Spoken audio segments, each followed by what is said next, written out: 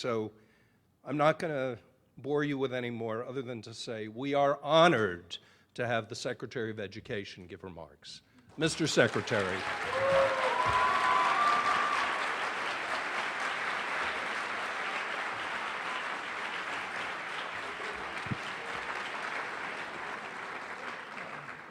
Thanks so much. I'm thrilled to be here. I'm not going to give you a long lecture. I don't think that's what you want. I'll do some short, brief remarks, and then I'm happy to take some questions if you have any. So start thinking about what questions, and I'll take anything you might have. First of all, just congratulations, and give yourselves a huge round of applause. It's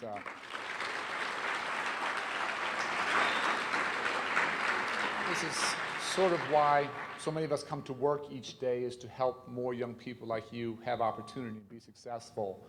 And what Harold and the foundation are doing is extraordinary, but all they're doing is providing opportunities for you guys, and you guys have earned it.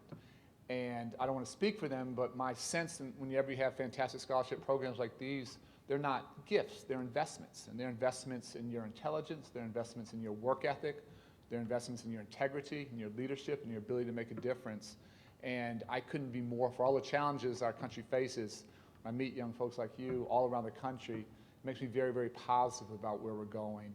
And you guys are going to help solve all these complex challenges. So whatever we as adults can do to help you learn and grow and support each other, we want to do it. I'll just sort of make 3 or 4 quick points, and then again, we'd love to have a quick conversation with folks here. First, just please know you guys are leaders and role models now. You don't have to wait till you have gray hair like me. The impact that you can have in your communities, in your schools, in neighborhoods is extraordinary. And frankly, a lot of young people would much rather listen to someone that looks like you than someone that looks like me or Harold. And so don't wait to give back. Don't wait to tell your stories. I'm sure many of you are doing an extraordinary job of this already. But we need more young people believing they can be successful and believing they can follow in your footsteps. And there's no one better at conveying the truth, the difficulties, the triumphs, the challenges than you guys. And please, whatever you're doing as you pursue your educations and pursue your careers, please, please find time to give back and help that next generation come up. 2, I always try and encourage folks to find your passion. And you all are going to have to make a living someday, and some of you are already making livings. But I always say, try and figure out what you would do every day if you didn't have to get paid, if you didn't need to get paid, and then figure out a way to get paid doing that. And I've been sort of lucky all my life. I've had 2 passions. I love playing basketball. I still play basketball. Grew up wanting to go to the NBA. Wasn't good enough. But I love basketball, and I love kids and education. And since I've graduated from college, those are the only 2 jobs I've ever had. I was lucky enough to play basketball in Australia for a couple years and meet my wife there. And I've worked with kids in education ever since. And many of my friends from high school have been much more successful financially than me, but I wouldn't trade places with any of them. And to be able to do what you love every single day, not that it's not hard, not that there's not difficulties, but find your genius, find what you love, and pursue that with everything you have. And I think that the meaning you'll have in your life, the satisfaction you'll have in your life, nothing will approach that. Third, as I talked about being mentors and role models now, please find others who can mentor and be role models for you. And this idea of both giving back and learning from others is so important. I've been blessed. I had 2 fantastic parents who shaped me and molded me in all kinds of ways, but I was just so lucky. When I was 10, I went to a school that was K to 12, in like 10, 11, 12, 5th, 6th grade. I said I loved basketball. The star of the high school basketball team was a guy named John Rogers, who I think I followed him around like a puppy dog and sort of forced him to take me under his wing. And it's sort of crazy, but I'm 50 now. That was 40 years ago. And John Rogers is still my best friend. And there hasn't been a life decision I've made ever where I haven't consulted him. And we still talk 2 or 3 times a week. And again, I was lucky enough to have 2 fantastic parents. Not everyone's lucky to have a single fantastic parent.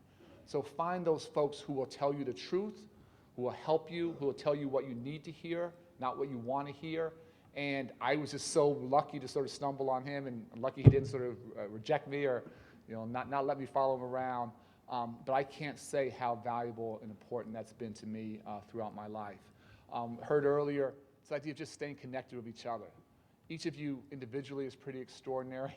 Collectively, it's a whole different level. And as you learn, as you grow, as you try and solve problems, trust me, none of this can you do by yourselves nearly as well as getting the help and support of others.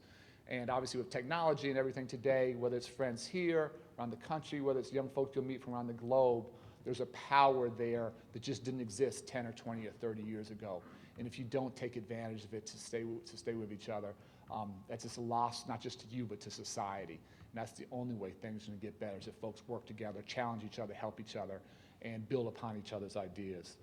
And the final thing is interesting that I talked to so many young people like you, many of whom have overcome extraordinarily difficult circumstances.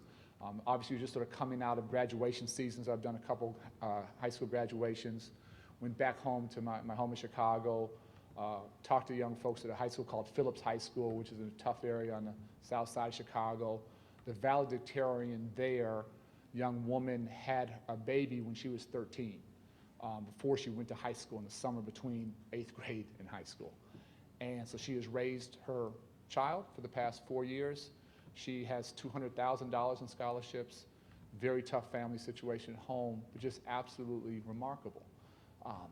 Did the graduation in DC at Eastern High School where the young woman there, who was a valedictorian, her mother had her when she was 16, and her father was murdered before she was born.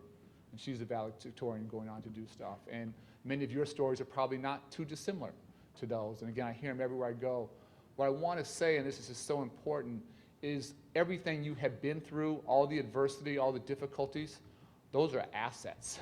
Not that you wanted to go through them, not that they were easy, but those are not things to run from or be ashamed of. And the grit and the resilience and the tenacity you've showed to be in a room like this is extraordinary.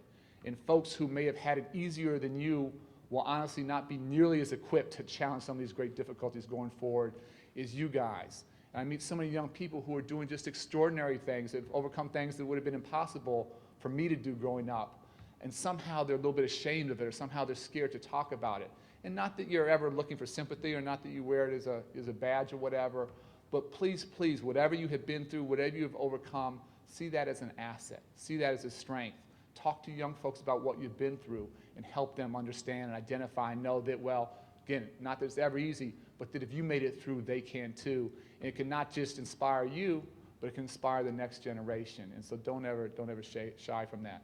The last thing, you guys are blessed to have a foundation that's investing in you guys very, very heavily. Last quick quiz for yourselves, but for your brothers and sisters, your friends, the next generation. What do you think in terms of financial aid that the federal government that we put out each year for college students? Any guesses? Raise your hand. Quick quiz. How much in financial aid each year for college and grants and loans? Yes, sir. $2 billion. Higher, lower? Any other bids? Yes, sir. 50 billion. 150 billion. So we don't do good. Everyone should know this and know $150 billion in grants and loans. So again, I don't care how much money you have or don't have, or your family has or doesn't have. Let folks know you got to fill out that financial aid form, the FAFSA form. Should take less than half an hour. We tried to make it simpler. We got to make it even more simpler. But it's the only thing in your life that you will do that if you take half an hour, that unlocks the key to $150 billion in grants and loans. So again, whether it's for you, for family members, for other folks you're talking to, please don't let anyone say that college is just for rich folks. And again, not that you won't have to work and work hard and take out some loans and do some other things, but if you do those things, if your friends, your peers, your colleagues, your sisters and brothers and nieces and nephews, please know that that's out there, and it's the work ethic and the perseverance that you guys have shown that's going to open all that up. I'll stop there. Again, congratulations. Thrilled to be with you, and happy to take a couple questions on anything you guys might have, whether it's education issues or personal issues or anything else. Yes, sir. Hello, Secretary Duncan. Thank you for the remarks. Maybe say your name and where you're from. My name is Brian Liu. I'm from California. I am going to Yale University, transferring in the fall. Congratulations. Maybe we should all be getting the applause. Two quick questions. One, what do you think is the biggest issue facing public education right now? And second question, I think just as important, if not more, who's better at basketball, you or President Obama? So on the second one, I get asked that a lot, and I always plead the fifth. So we have some fun together, and that's sort of our stress relief. And it's the one place where he can be sort of a normal human being, and there's no mercy, put it like that. We play to win, so no breaks. It's interesting. The biggest challenge, I had flight difficulties today, but was down in Florida speaking at the Urban League Conference. The biggest challenge we face is that folks don't vote around public education. And it shouldn't matter whether it's the president or me or someone else, Republican or Democrat. I don't care about politics, frankly. I've never been political. This should be way beyond politics and ideology. We should all be fighting to have the strongest public education system in the world. And every politician, no one runs against education. No one's the anti-education candidate. Every politician loves pictures with babies and kids. But very few at the local or state or national level walk the walk. And I don't blame them, I blame us as voters across the political spectrum. So what I challenged the Urban League, and I spoke to the National PTA recently, I love there's about 24 candidates now, I think, for president, so lots of folks out there. We got to get past talking points, get past the easy sound bites and small ball. Just a couple questions I'd like every candidate to answer. What are you willing to do to increase opportunities for early childhood education, which I think is the best investment we can make? What are your concrete goals to raise the high school graduation rate and reduce the dropout rate? I'm pleased to report that the high school graduation rate is at all-time highs of 81%, but it's nowhere near where we need to be. And what are you going to do to help us lead the world in college graduation rates? So the quick quiz, I'll give you the answer, is the U.S. used to lead the world in college graduation rates. Today we're 12th. And there's just no pride. 11 other countries have passed us by. So every candidate should be asked, what are your concrete goals for those? And what resources, financially and political, are you willing to spend to hit those? And that's the conversation the nation needs to have. And again, we allow politicians to say the right things, but not invest, not put our political capital on the line. And that, I think, perpetuates in too many places a status quo that isn't good enough. Man, a whole bunch of folks. I'll go in the back. Yes, sir.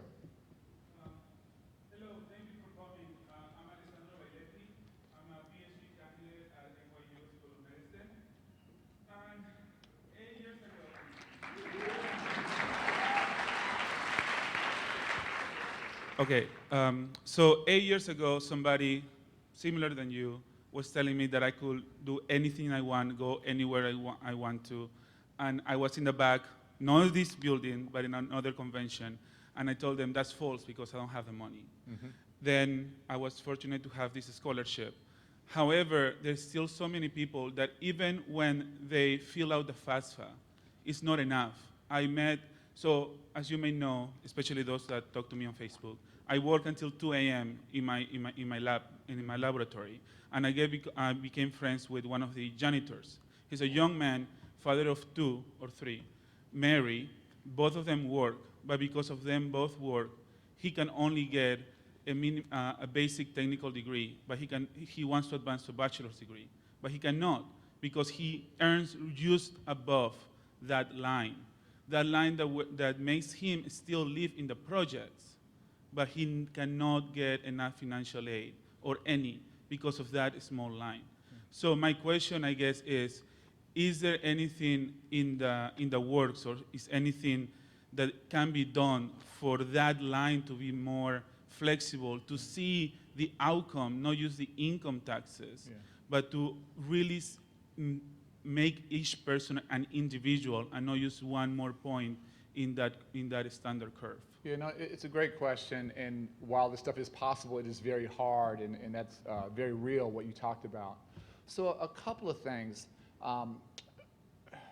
Again, they're grants and they're loans, and not that people want a whole bunch of loans when we actually have too much debt out there and trying to reduce that, but that kind of thing is always available. And actually, if you ever have his name, I would have staff follow up and sort of walk through some of this stuff.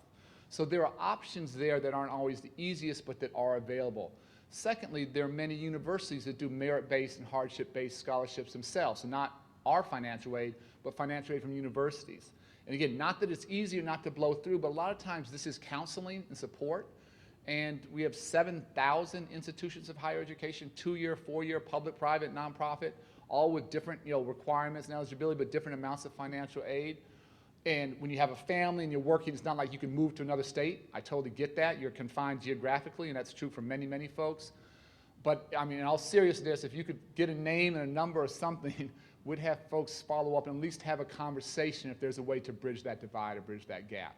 Longer term, the last quick thing I'll say is part of the reason college tuition has gone up so much is so many states have disinvested in higher education. and 47 states have.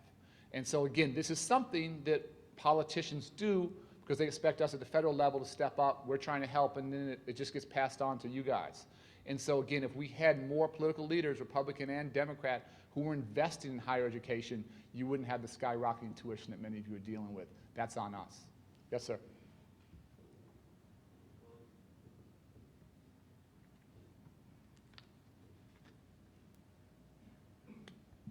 Thank you again for coming.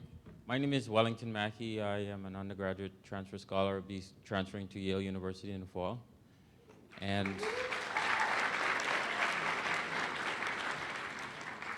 my question to you is, in the current political climate, and I call it current, but it's been like this for a while, how is the president's initiative for free community college going? Yeah, that's a great question. So this is a difficult political climate. We have a pretty dysfunctional Congress now, which is sad. And again, education should be above this, but it's the American public aren't being served well. So that's reality. So, you know, the dream of having that promise or that bill enacted in this Congress is not super high. So what we're doing is we're continuing to work directly with states and communities to see if this can be sort of a grassroots movement. You may have seen this idea wasn't his idea or my idea. It came from Tennessee, which is a pretty conservative state. You've seen Oregon, which is more liberal, start to follow. This is all based upon the Kalamazoo Promise. Chicago's followed their lead. Long Beach has done other stuff. So not yesterday, I'm losing track of my days here. 2 days ago, we had 50 education leaders and CEOs from Texas, which is a pretty conservative state, come to town and think about this. Before that, we had another contingent, about 45 from Indiana. And so what we're trying to do is have this be ground up now, have different communities step up and do these things. And I don't want to say bypass Congress. We always want to work with Congress, but we can't wait for them. And so where we can sort of get this thing going, it has momentum. It's interesting. Tennessee is the model we always cite, and it is the model. Tennessee actually started at the grassroots. It started in the communities and sort of compelled the state to act. And so we're trying to replicate that. One thing, just quickly, sort of one reason I have to leave a little earlier than I'd like, and I apologize, is tomorrow we're going to announce, and please don't put this all on Twitter yet, but or Instagram or Facebook or whatever. But tomorrow we're going to announce a pilot to give Pell Grants to folks who have been incarcerated. And